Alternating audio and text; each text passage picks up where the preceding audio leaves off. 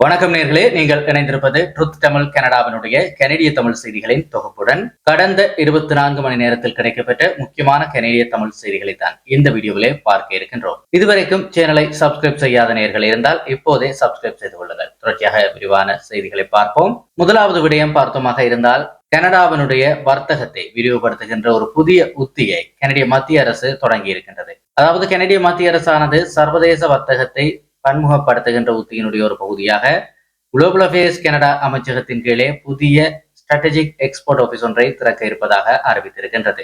2025 ஆண்டுக்கான பட்ஜெட்டிலே அறிவிக்கப்பட்ட இந்த அலுவலகமானது வர்த்தக தடைகளை அகற்றுதல் மற்றும் உட்கட்டமைப்பு இடைவெளிகளை சீர் செய்தல் போன்ற பணிகளை மேற்கொள்ளும் என்று தெரிவிக்கப்பட்டிருக்கின்றது. விண்வெளி பாதுகாப்பு, உட்கட்டமைப்பு மற்றும் எரிசக்தி ஆகிய துறைகளிலே சர்வதேச வணிக வாய்ப்புகளை கைப்பற்ற இது கனடாவுக்கு உதவும் என சர்வதேச வர்த்தகத்துறை அமைச்சரான மனிந்தர் சித்துவும் தெரிவித்திருக்கின்றார். கடந்த 10 ஆண்டுகளில் அமெரிக்கா அல்லாத பிற நாடுகளுக்கான கனடாவினுடைய ஏற்றுமதியை 2 மடங்காக உயர்த்த லிபரல் அரசு இலக்கு நிர்ணயித்திருக்கின்றது. 2026 ஆண்டின் முதல் காலாண்டில் மட்டும் அமெரிக்கா அல்லாத நாடுகளுக்கான பொருட்களினுடைய ஏற்றுமதி $96.2 பில்லியன் எட்டியிருக்கின்றது. பிரதமர் கானி தலைமையிலான அரசு கடந்த ஒரு ஆண்டில் மட்டும் உலக அளவிலே 20க்கும் மேற்பட்ட வர்த்தக மற்றும் பாதுகாப்பு ஒப்பந்தங்களில் கையெழுத்திட்டிருப்பதாகவும் தெரிவிக்கப்பட்டிருக்கின்றது. அண்மையிலே ஈக்வடர் மற்றும் ஐக்கிய அரபு அமீரகத்துடன் தடையற்ற வர்த்தக ஒப்பந்தங்களுக்கான பேச்சுவார்த்தைகளையும் கனடா முடித்திருக்கின்றதும் குறிப்பிடத்தக்கது. மேலும்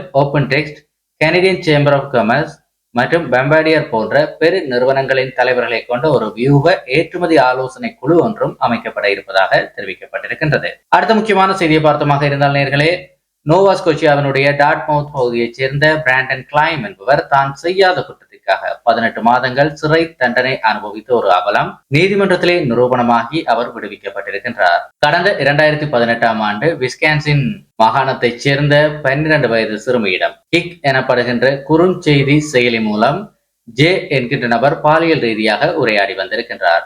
FQS_RO_DAH என்கின்ற ஸ்கைரிம் வீடியோ கேம் பெயரை அந்த பயனர் ஐடியாக, அதாவது யூசர் ஐடியாக அவர் பயன்படுத்தி இருக்கின்றார். ஆனால் விஸ்கான்சின் காவல்துறையினர் அந்த பயனர் பெயரில் உள்ள 2 அண்டர்ஸ்கோர்களுக்கு பதிலாக தவறுதலாக ஒரு அண்டர்ஸ்கோரை மட்டும் பதிவு செய்து தேடி இருக்கின்றார்கள். இந்த ஒரு சிறிய எழுத்து பிழையினால் ஹாலிஃபேக்ஸில் வசிக்கின்ற பிராண்டன் கிளைமினுடைய ஐபி முகவரி சிக்கி இருக்கின்றது. எந்த விதமான ஆதாரங்களும் இல்லாத நிலையிலும் கடந்த 2024 ஜனவரியில் அவருக்கு 18 மாத சிறை மற்றும் 18 மாத நன்னடத்தை காவல் விதிக்கப்பட்டது.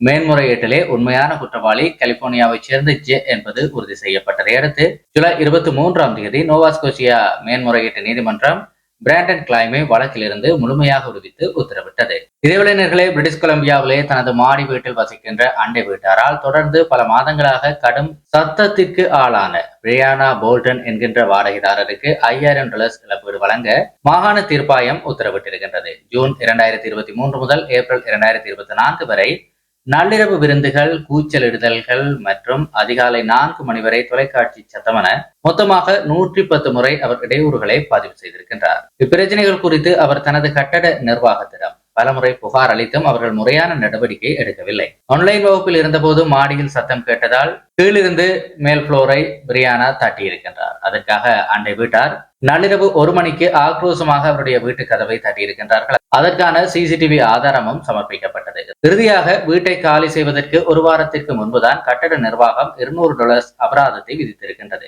புகார்களை முறையாக விசாரிக்க தவறிய கட்டட நிர்வாகத்திற்கு கண்டனம் தெரிவித்த தீர்ப்பாய உறுப்பினரான மரியா மேன்கமரே பாதிக்கப்பட்ட பெண்ணுக்கு $5000 இழப்பீடு வழங்க உத்தரவிட்டிருக்கின்றார். இதுவேளை மொன்றியலைச் சேர்ந்த 9 வயது சிறுமியான மெலினா பெட்ரோலின் கொல்லப்பட்ட வழக்கிலே அவரது தந்தை லூசியானோ பெட்ரோலின் மீது நியூயார்க் நீதிமன்றத்திலே விசாரணை நடைபெற்று வருகின்றது. கடந்த ஜூலை 2025 நியூயார்க்கினுடைய ஒரு சதுப்பு நில பகுதியில் சிறுமி சடலமாக கண்டெடுக்கப்பட்டார். தனது மகளை வெள்ளை நிற வேனில் வந்த 2 மர்ம நபர்கள் கடத்தி சென்று விட்டதாக லூசியானோ நாடகம் ஆடியதாக அரசு தரப்பிலே குற்றம் சாட்டப்பட்டிருக்கின்றது. நீதிமன்றத்திலே சாட்சியமளித்த நியூயார்க் மாநில காவல்துறை தடயவியல் நிபுணரான சீன் கேன் குற்றம் சாட்டப்பட்டவர் ஓடி சென்ற காரில் இருந்து எடுக்கப்பட்ட GPS இருப்பிட தரவுகளை சமர்ப்பித்தார். ஜூலை 19, 2025 அன்று இரவு 8:55 மணி வரை சிறுமியின் சடலம் கிடந்த இடத்தின் அருகிலேயே அந்த கார் இருந்ததும் அதன் பிறகே மேற்கு நோக்கி அது பயணித்ததும் உறுதியாகி இருக்கின்றது. இரவு 9:10 முதல் நள்ளிரவு வரையிலான 90 நிமிடங்களுக்கான தரவுகள் காரில் இருந்து கிடைக்கவில்லை என விசாரணையிலே தெரிவிக்கப்பட்டிருக்கிறது. லுசியானோ தரப்பு வழக்கறிஞரான எரிக் வயாண்ட் இந்த இடைவெளி குறித்து குறுக்கு விசாரணை நடத்தினார். வழக்கு விசாரணை தொடர்ந்து நடைபெற்று வருகிறது.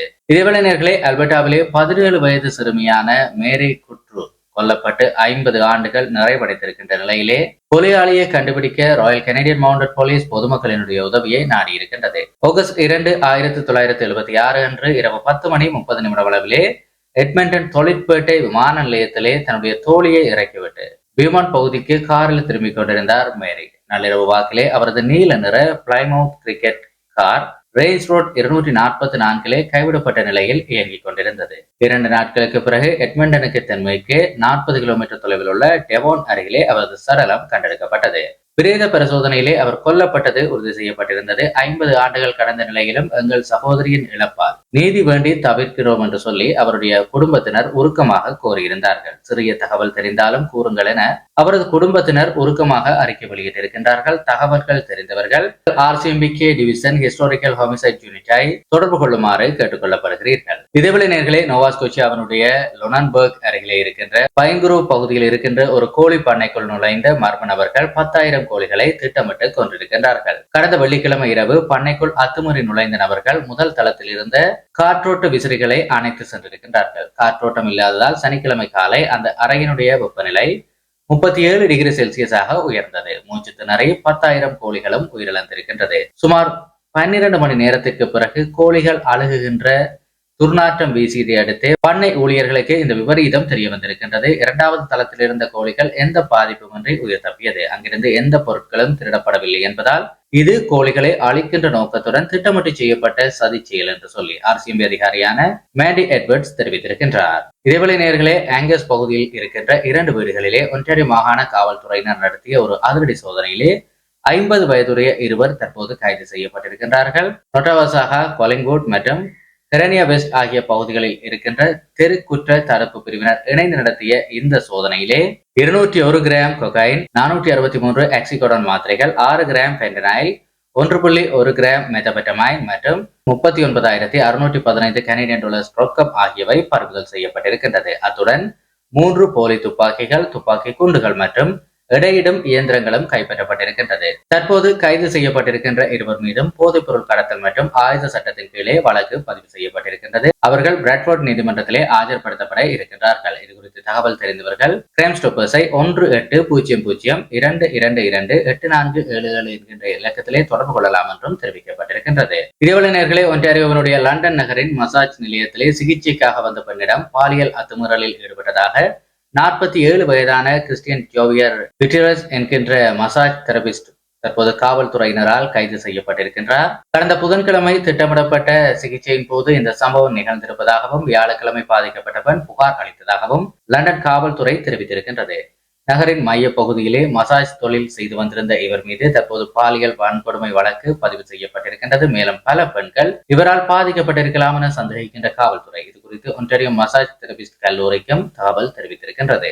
பாதிக்கப்பட்டவர்கள் லண்டன் காவல்துறையினுடைய பாலியல் வன்கொடுமை தடுப்பு பிரிவை 5196615670 என்கின்ற இலக்கத்திலே தொடர்பு கொள்ளுமாறு அறிவுறுத்தப்பட்டிருக்கின்றீர்கள். இதேவேளை நேர்களே, பரோல் விதிமுறைகளை மீறிய குற்றத்திற்காக 55 வயதான ரெஜின் ஹெர்மல் பெரோன் என்கின்ற நபரை தற்போது கனடா முழுவதும் தேடி ஒரு பிடியாணை பிறப்பிக்கப்பட்டிருக்கின்றது.